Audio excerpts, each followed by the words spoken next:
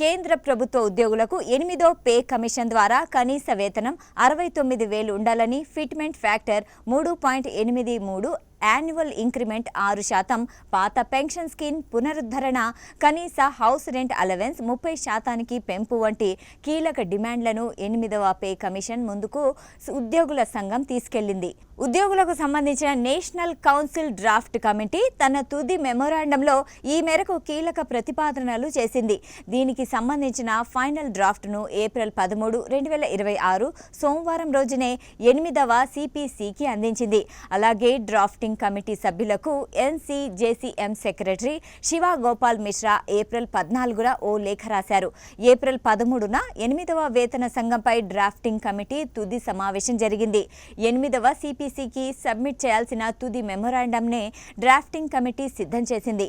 దీన్నే 8వ వేతన సంఘం పోర్టల్లో అప్లోడ్ చేశారు అని లేఖలో పేర్కొన్నారు.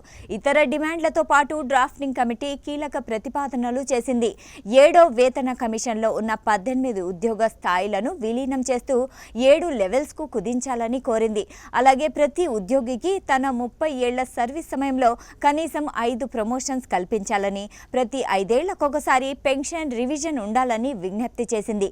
ఈ డిమాండ్లన్నింటినీ 2026 జనవరి 1 నుంచే అమలు చేయాలని కోరింది. ఉద్యోగుల సంఘం ఎన్సీజేసీఎం డ్రాఫ్టింగ్ కమిటీ సభ్యులు సి శ్రీకాంత్ ఈ విషయాలపై మాట్లాడారు. 8వ సిపిసిలో కనీస మూల వేతనం 69,000గా ఉండాలనే డిమాండ్ సమర్థనీయమైందని తెలిపారు. కుటుంబాన్ని 3 యూనిట్లుగా పరిగణించే ప్రస్తుత విధానాన్ని రద్దు చేసి కుటుంబాన్ని 5 యూనిట్లుగా పరిగణించాలన్నారు.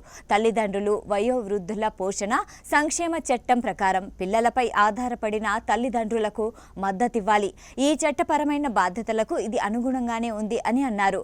వీటితో పాటు డ్రాఫ్ట్ కమిటీలోని మిగిలిన డిమాండ్లను చూస్తే డ్యూటీలో ఉన్నప్పుడు ప్రమాదం జరిగి చనిపోతే ఉద్యోగి కుటుంబానికి 2 కోట్లు పరిహారం ఇవ్వాలి.